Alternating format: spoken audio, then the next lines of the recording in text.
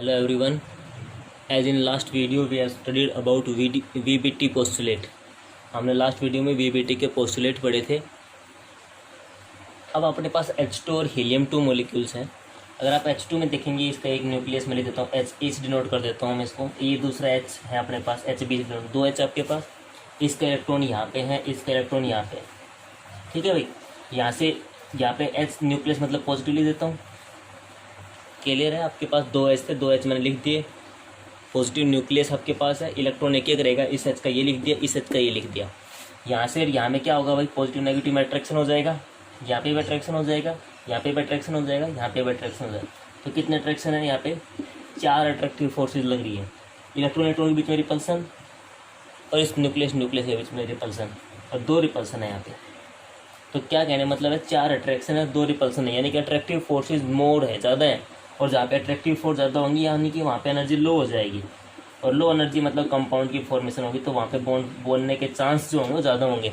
जबकि हीलियम-2 में आप देखेंगे तो वहाँ पे 5 रिपल्सन होंगे, जबकि अट्रैक्शन 4 ही होंगे. और रिपल्सन 4 मतलब मॉलिक्यूल तो पास ही नहीं आएगा, एनर्जी ज़्यादा हो जाती है. और एनर्जी ज़्यादा मतलब आपके पास कंपाउंड फॉर्मेशन के चांस भी बहुत कम है. तो helium two does not exist and H2 exist. अगर आपसे क्वेश्चन पूछता आप बोल सकते हैं VBT के हिसाब से. बाकी लेविस के हिसाब से देखो तो आपको पता है कि हीलियम-2 का तो पहले इलेक्ट्रॉनिक कॉन्फिगरेशन कंप्लीट है, तो उसका डुप्लेट पूरा, तो इलेक्ट्रॉन को शेयर करेगा नहीं. तो ये बता सकते हो कि H2 जो मॉलिक्यूल है वो आपके पास अट्रैक्टिव फोर्स ज़्यादा होती है, जबकि हीलियम में आपके पास रिपल्सिव फोर्स ही ज़्यादा होती है. तो ये सब आपके पास VBT में रहेगा आपके पास. नेक्स्ट में आपके पास हमने कल देखा था कि VBT आपको एक्सप्लेन करके देती है कि टाइप ऑफ बॉन्ड के बारे में. उसने बताया कि भाई कोवलेंट बॉन्ड मिलता है कि मॉलिक्यूल्स जो होता है, एटम की हाफ ऑर्बिटल और एटम की हाफ ऑर्बिटल जो आपके पास होगी, इसका एक इलेक्ट्रॉन, इसका एक इलेक्ट्रॉन, दोनों आपस में ओवरलैप कर जाएंगे और आपके पास एक नया ये यहाँ पे मिलेंगे, बॉन्ड बन जाएगा. इसको आप कोवलेंट बॉन्ड बोलते हैं, यानी कि शेयरिंग से बनेगा. अब कोवलेंट बॉन्ड जो होता है वो 2 टाइप से बनता है, वो हम देखते हैं. देखो कैसे 2 टाइप से बनता है. अगर मैं मान लेता हूँ, आपको पता है P की आपके पास 3 ऑर्बिटल होती है, PX, PY, PZ. ये मैं PX ले लेता हूँ, X एक्सिस के अलोंग. एक और PX ले लेता हूँ. ठीक है भाई, ये भी PX है, ये भी PX. मेरे को इन दोनों को ओवरलैप करवाना है, मतलब इसमें और इसको आपके पास ओवरलैप करना है. ये इसका क्या पार्ट है भाई, ये एंड पार्ट बोल सकता हूँ, एंड बोल दो आप, या हेड पार्ट बोल सकते हैं. यानी कि इसके सिर पार्ट से इसका भी सिर पार्ट टकराएगा, इसके हेड से इसका हेड टकराएगा. तो किस टाइप की ओवरलैपिंग हो जाएगी, ये एक था, इसका पार्ट इसके अंदर चला जाएगा. होगा कि नहीं होगा भाई, ये हाथ से टकराएगा. तो इसको बोलते हैं हेड टू हेड ओवरलैपिंग, मतलब सिर से सिर टकराएगा, हेड टू हेड या एंड टू हेड. ये फिर आप ये इसको बोलते हैं इंटरन्यूक्लियर एक्सिस, यानी कि एक्सिस से एक्सिस टकराएंगे. तो ये आपके पास एक टाइप का बॉन्ड बनता है. और ये जो बॉन्ड बनता है इसको सिग्मा बॉन्ड बोलते हैं. तो पहला बॉन्ड कौन सा है, सिग्मा बॉन्ड. सिग्मा बॉन्ड कैसे बनता है, जब हेड से हेड टकराएगा. तो सिग्मा बॉन्ड की फॉर्मेशन कैसे होगी, हेड टू हेड ओवरलैपिंग, या एंड टू एंड ओवरलैपिंग, या फिर इंटरन्यूक्लियर एक्सिस के अराउंड बनेगा, उससे ओवरलैपिंग होगी. दूसरे टाइप का जो बॉन्ड है अपने पास, दैट इज पाई बॉन्ड. यहाँ पे देखो, यहाँ से कैसे टकराव होगा, यहाँ से होगा, यानी कि हेड टू हेड ओवरलैपिंग हो रही है, सिग्मा बॉन्ड बनेगा. यहाँ पे भी इसका हेड सिग्मा बॉन्ड बनेगा. यहाँ पे आपके पास हेड टकराएंगे, सिग्मा बॉन्ड. यहाँ पे हेड कैसे टकरा सकता है, यहाँ पे कौन सा टाइप की ओवरलैपिंग होगी, ये साइड से टकराएंगे, क्योंकि हेड का तो पार्ट इसको घूमना पड़ेगा. समझिए मेरे बात को, हेड का मतलब इस चीज़ से ये चीज़ टकराए. लेकिन ऐसा कैसे होगा, इसमें जो कोलिजन होगा, यानी कि इसका जो ओवरलैपिंग होगा किस टाइप से होगा, ये जो आपके पास ऑर्बिटल है और जो सेकंड वाली ऑर्बिटल होगी वो आपके पास साइड से टकराएगी. यानी कि इसमें ओवरलैपिंग कौन सी है, साइडवेज ओवरलैपिंग. किस टाइप की ओवरलैपिंग भाई, साइडवेज. जिसको आप लेटरल भी बोल सकते हो. जबकि उसमें आपके पास कौन सी होगी, हेड टू हेड बोलो, या एंड टू एंड बोलो, या इंटरन्यूक्लियस एक्सिस के बोलो. लेकिन यहाँ पे इंटरन्यूक्लियर एक्सिस देखो, तो आपके पास इंटरन्यूक्लियर एक्सिस के ऊपर इलेक्ट्रॉन क्लाउड है, नीचे इलेक्ट्रॉन क्लाउड है.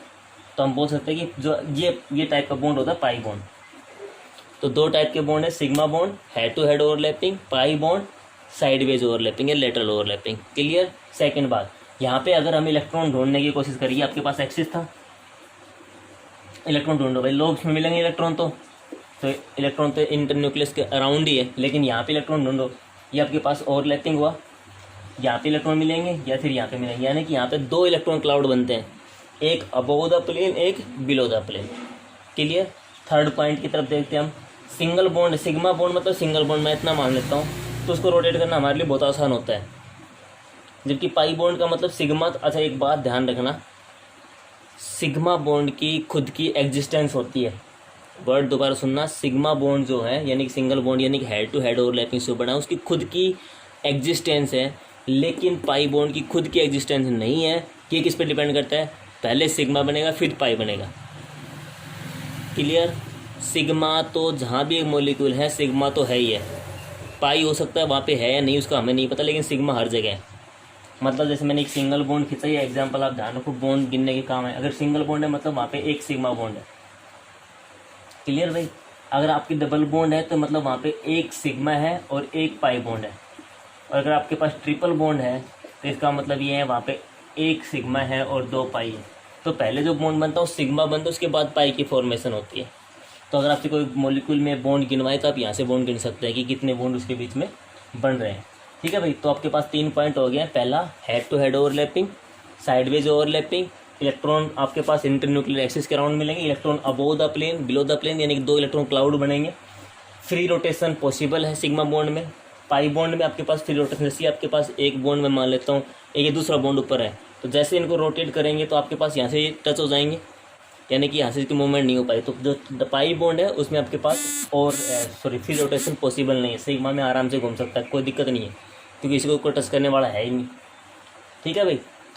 सेकंड बात अगर आप देखेंगे कि सिग्मा और पाई बॉन्ड में,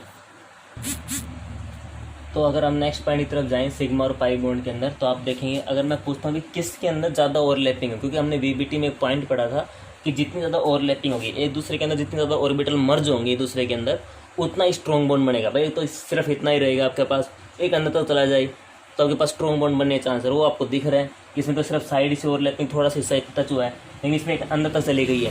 तो हम बोल सकते हैं सिग्मा बॉन्ड जो होता है ना, that is more strong. Sigma bond जो होता है स्ट्रॉन्ग होता है किससे भाई, पाई बॉन्ड से। क्यों होता है, क्योंकि उसमें एक्सटेंस ऑफ ओवरलैपिंग यानी कि ओवरलैपिंग जो अंदर तक हो जाती है, यानी कि extent of overlapping is more as compare to pi bond. तो these are the points we can differentiate between sigma and pi bond. अगर सिग्मा और पाई बॉन्ड में डिफरेंस ढूंढने की कोशिश की जाए तो पहला पॉइंट, सिग्मा बॉन्ड आपके पास हेड टू हेड ओवरलैपिंग, या फिर आप उसको एंड टू एंड बोल सकते हैं, या फिर इंटरन्यूक्लियर एक्सिस से इंटरन्यूक्लियर एक्सिस तक रहेगा, कुछ भी बोल सकते हैं। जबकि इसमें आपके पास लेटरल बोलो, साइडवेज बोलो या पैरेलल से आपके पास बनेगा। मैं डायग्राम थोड़ा सा बना देता हूँ। इस टाइप से आपके पास होगा, जबकि इसमें इस टाइप से आपके पास ओवरलैपिंग होगी। क्लियर। सेकंड पॉइंट है, यहाँ पे 1 इलेक्ट्रॉन क्लाउड होगा सिमेट्रिकल टू एक्सिस। यहाँ पे आपके पास एक इलेक्ट्रॉन क्लाउड दिख रहा है इस एक्सिस के अराउंड, जबकि यहाँ पे इलेक्ट्रॉन क्लाउड दो है, एक अबोव द प्लेन, एक आपके पास बिलो द प्लेन। तो there are 2 electron cloud above and below the plane. जो थर्ड डिफरेंस होगा, आपको पता है कि ये जो बॉन्ड था दैट इज स्ट्रोंगर बॉन्ड। ये हमने अभी देखा था कि आपके पास एक स्ट्रोंगर बॉन्ड है, जबकि इससे कंपैरिजन में आपके पास एक वीक बॉन्ड है। अगर हम सिग्मा बॉन्ड की बात करें, सिर्फ कार्बन कार्बन में लगभग 80 किलो जूल उसकी एनर्जी होती है, जबकि उसकी केस में कार्बन कार्बन पाई बॉन्ड की बात की जाए तो सिर्फ 65 किलो जूल उसकी एनर्जी होती है। हमें ज़रूरी नहीं है। तो स्ट्रॉन्ग बॉन्ड क्यों होता है, ज़्यादा एक्सटेंशन की ओवरलैपिंग होगी। तो ये क्वेश्चन इंपॉर्टेंट है। नेक्स्ट अपने पास फोर्थ क्वेश्चन, आपने अगर डिफरेंस देखे तो भाई हम देख सकते हैं ये जो बॉन्ड है दैट इज मोर स्टेबल, क्योंकि स्ट्रॉन्ग है तो इसका मतलब है स्टेबल ज़्यादा होगा। तो ये मोर स्टेबल है, ये कि इसके कंपेरिजन में थोड़ा कम स्टेबल है। क्लियर। नेक्स्ट डिफरेंस की बात की जाए तो मैंने कहा था ये जो बॉन्ड है sigma bond can exist independently. अभी हमने देखा, मैंने कहा था सिग्मा बॉन्ड तो हर जगह प्रेजेंट होगा, इंडिपेंडेंट एग्जिस्ट करता है, लेकिन मैंने कहा था पाई कब बनेगा, जब आपके पास सिग्मा होगा पहले।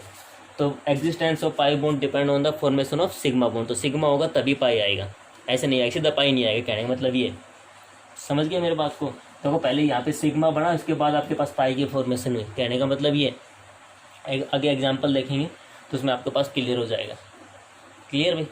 नेक्स्ट अगर पॉइंट की बात की जाए तो आपके पास है जो इसके जो इलेक्ट्रॉन होते हैं, यानी कि सिग्मा बॉन्ड के जो इलेक्ट्रॉन होते हैं वो एक जगह लोकलाइज्ड रहते हैं। लोकलाइज्ड का मतलब होता है फिक्स रहेंगे, जबकि इसमें जो इलेक्ट्रॉन है वो डीलोकलाइज्ड रहेंगे, डीलोकलाइज्ड रहेंगे। तो ये आपके पास पॉइंट है। अगर नेक्स्ट पॉइंट की तरफ देखें तो हाइब्रिडाइजेशन जो होती है वो डिपेंड करती है सिग्मा बॉन्ड के ऊपर। हाइब्रिडेशन जो होती है सिग्मा बॉन्ड पे डिपेंड करती है, इसके ऊपर कोई डिपेंड नहीं करता। जैसे एग्जांपल के तौर पे हम एग्जांपल लेते हैं CO2 का। तो CO2 स्ट्रक्चर आपने लीनियर बनाया। अभी मैं स्ट्रक्चर बनाता हूँ, इसमें दोनों बॉन्ड है सिग्मा और पाई, BeCl2 स्ट्रक्चर बनाएंगे वो भी लीनियर बनेगा। तो ये पाई बॉन्ड आया इसके अंदर, देखो इसका स्ट्रक्चर भी लीनियर है, इसका भी लीनियर है, इसके अंदर पाई भी है, तो पाई पे कोई हाइब्रिडेशन पे कोई फर्क डालता ही नहीं है, ये स्ट्रक्चर शेप मॉलिक्यूल के ऊपर कोई फर्क डालता नहीं। तो जो शेप होता है या फिर जो हाइब्रिडेशन होती है वो सिग्मा बॉन्ड की वजह से होती है, पाई बॉन्ड को उसमें कोई रोल नहीं होता है। तो these are the more difference के द्वारा आप इसको ज़्यादा अच्छे से एक्सप्लेन कर सकते हैं, अच्छे से समझ सकते हैं। तो सिग्मा बॉन्ड जो होता है स्ट्रॉन्ग होता है बजाय पाई बॉन्ड के। पाई का मतलब ये नहीं है जैसे मैंने ये बोला आपके पास कि भाई एक सिग्मा है और एक पाई है तो कौन स्ट्रॉन्ग है, ऑब्वियसली सिग्मा स्ट्रॉन्ग होगा क्योंकि ज़्यादा एक्सटेंस का ओवरलैपिंग हो रहा है। मैं कहता हूँ सिंगल और डबल में कौन स्ट्रॉन्ग है, तो ऑब्वियसली डबल होगा क्योंकि भाई इसके अंदर सिग्मा है ना, भाई सिग्मा तो इसके अंदर भी है, उसके अंदर एक पाई और बढ़ गया। समझ गए मेरी बात को। कोई ट्रिपल बॉन्ड के तो और ज़्यादा स्ट्रॉन्ग होगा क्योंकि एक सिग्मा तो है ही है, तो सिग्मा सभी में एक एक है लेकिन इसमें दो दो पाई है। कहने मतलब है इस केस में एक पेन है, इस केस में दो पेन, इस केस में तीन पेन है। अब तोड़ना सबको पता है, किसमें आपके पास मुश्किल हो जाएगा। तो आज के लिए अपना टॉपिक रहेगा सिग्मा और पाई बॉन्ड, आपके पास उसको पढ़ना है।